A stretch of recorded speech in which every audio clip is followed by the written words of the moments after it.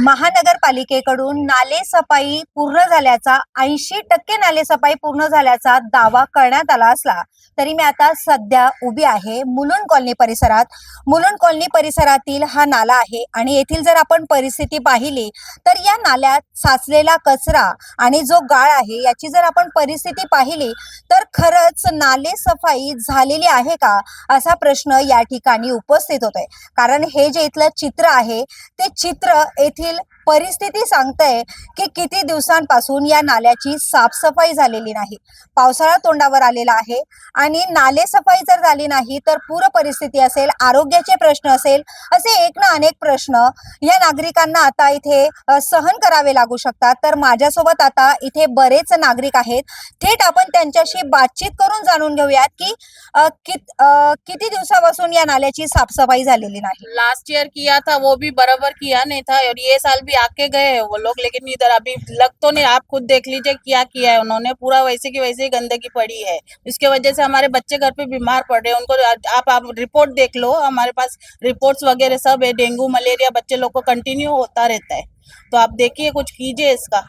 आपने बात करते वक्त ये भी बोला कि वहाँ पे जाली बैठाई गई है, उसका क्या प्रॉब्लम हो रहा है जाली आपको? के ऊपर भी कचरा और नीचे भी कचरा, तो वो जाली कभी भी हटती नहीं है। यहाँ पर जो मीन्स बोलते हैं ना झाड़ू मारने वाले कोई आते हैं करके, वो भी देखते नहीं है। वहाँ पर इतनी जाली, अभी उन्होंने साफ किया करके थोड़ा सफा दिख रहा है, ये लास्ट वीक ही साफ किया है।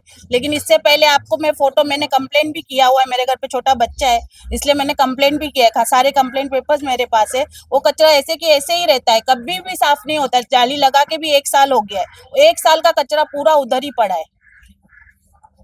पावसाळा तोंडावर आलेला आहे. नाले सफाई अजून पूर्ण झालेली नाहीये, काय सांगाल? क्या बोलने का, अभी आते हैं उन लोग देख के चले जाते हैं, फिर नाले का सफाई, बारिश आएगी तो फिर वो पानी घर में आता है।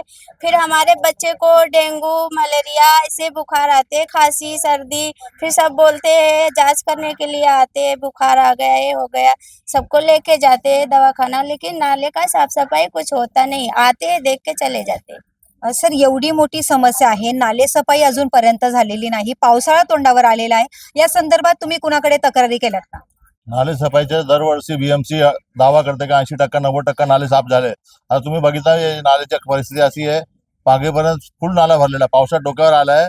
कधी पाऊस आला जोरात तर आमच्या सर्वांच्या घरी पाणी भरणार आणि घरी पाणी भरलं का आमच्या सगळं सामानचं सत्यानाश नुकसान होऊन जाईल. मग हे बीएमसीला समजलं पाहिजे की नालं साफ करताना जे कॉन्ट्रॅक्टला तुम्ही काम देतात त्यांनी पूर्णपणे साफ केला पाहिजे. त्यांनी बघायला पण पाहिजे. ते बीएमसी वाले कोण येत पण नाही ते बघायला. त्यांना अगर आम्ही कंप्लेंट करायला तिकडे जातोय तर तिकडे फक्त कॉन्ट्रॅक्टर लोकांचे ते ऑफिसर घेऊन ठेवतात. ते कोण आमच्याशी बोलायला सुद्धा तयार होत नाही बीएमसी वाले. मग ही परिस्थिती आमची झाली. आमच्या पोरांची तब्येत खराब होते, आजार पडतात. म्हणजे नाला भरला पूर्ण कचरा एवढा झाला की मच्छर खूप झाले इथे. सर, तुम्ही वारंवार तक्रारी केलेल्या आहेत, पण स्थानिकांनी सांगितलेलं आहे, तुमच्याच पैकी एकाने, की इथे बीएमसी अधिकारी येऊन गेलेले आहेत, नालेसफाई झालेली आहे. पण नेमकं ज्यावेळी त्यांनी इथे भेट दिली त्यावेळी नेमकं त्यांनी काय केलं, म्हणजे कशा प्रकारची इथे साफसफाई त्यांनी केली? ज्यावेळी ते आले ते नाला भरला होता, फक्त त्याने कॉन्ट्रॅक्टरला सांगून गेले नाला फोडून गेले आणि काम करणार आम्ही. पण काम आता तुम्ही बघतात काय, फक्त वरतून वर केलं त्यांनी, खालपर्यंत नाला साफ केलेच नाहीये. आणि दरवर्षी असाच होतोय. दरवर्षी वरच्या वर थोडा कचरा उचलतात आणि निघून जातात आणि सांगतात की आम्ही साफसफाई करून टाकले. त्यांचा प्रश्न काय, ते पाणी आल्यावर हे कचरा आपोआप पळून जाईल, मग ते साफ होऊन जाईल आमचा. आणि असे पैसे पास करून घेतात कॉन्ट्रॅक्टर लोक. शर्माजी, तुम्ही ट्विटरद्वारे हा संपूर्ण प्रकार उघडकीस आणलेला आहे, तर नेमका संपूर्ण हा काय प्रकार आहे आणि काय मागणी आहे तुमची? मैडम, 1 जून को मैंने इसके नाले की ट्विटर में कंप्लेंट की थी। तो 2-4 दिन बाद सेंट्रल एजेंसी कोई कॉन्ट्रैक्टर आए, बाहर यहाँ से सिर्फ थोड़ा सा कचरा निकाला, ये देखिए मैंने ट्विटर किया हुआ है, सिर्फ आके यहाँ से नाला साफ करके चले गए। लेकिन अंदर आके अभी जब देखा गया तो अंदर कम से कम 4 लॉरी और अंदर कचरा है। ये कॉन्ट्रैक्टर को जेब गर्म करने के लिए टेंडर निकाला गया है कि पब्लिक की सेवा के लिए निकाला गया, ये पता नहीं लग रहा हमें। अभी आप सामने खुद देख सकते हैं कि यहाँ पे इतना कचरा है, बारिश में पानी जमा हो जाएगा जिससे डेंगू मलेरिया चिकनगुनिया जैसी बीमारी होगी। हमारे इधर जो एमटी अग्रवाल हॉस्पिटल है वहाँ पे ये सुविधा भी नहीं है कि अगर यहाँ पे डेंगू मलेरिया किसी को हो गया तो वो सीधा हायर सेंटर भेज देंगे। मेरे शासन से ये मांग है कि जो टेंडर निकाला गया है उसको पेपर में से बाहर निकाल के उसको प्रैक्टिकली किया जाए, कॉन्ट्रैक्टर जो भी है उसका ऑडिट किया जाए, कॉन्ट्रैक्टर जो भी दोषी है उसको ब्लैक लिस्टेड किया जाए और मुलुंड के जैसे मुलुंड कॉलोनी के 3 नाले आदर्श समता नगर, 10वीं स्कूल के बाजू का नाला, जय शास्त्री नगर का नाला, जो मैंने कल फिर एक ट्वीट किया है, इसे जल्द से जल्द साफ सफाई किया जाए, क्योंकि लोगों यहाँ पे हमारे और यहाँ के स्थानिक लोगों के सेहत को नुकसान हो रहा है। कॉन्ट्रैक्टर को ब्लैक लिस्टेड करना चाहिए और ऑडिट होना चाहिए। दादी आप मुझे बताइए कि आप अभी आपकी क्या मांगे, प्रशासन को क्या कहोगे आप इस बारे में? नाला साफ करने का, नाला साफ करेला ना, आधा नाला साफ करे, आधा नाला वैसेच पडेला, उसका सब गंदा बास आ रहा है।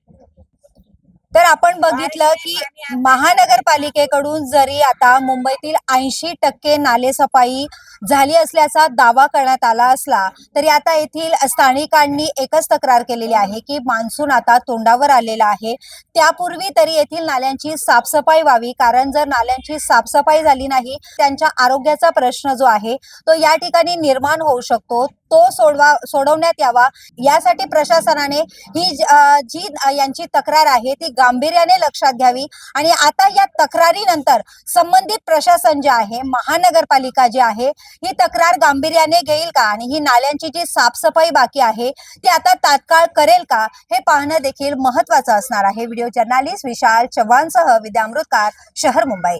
व्हिडिओ आवडला असेल तर लाईक करा, शेअर करा आणि आमच्या चॅनलला सबस्क्राईब करा, बेल आयकॉन दाबायला विसरू नका।